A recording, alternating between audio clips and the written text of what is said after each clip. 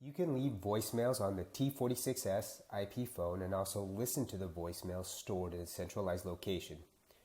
To configure the voicemail, press Menu, select Message, Voicemail, and Set Voicemail Code. In the related account, enter the voicemail access code, for example *97, then press the Save Soft key to accept the change.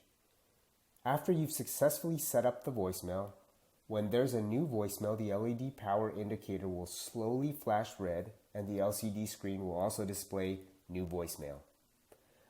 A voicemail icon will also appear on the screen.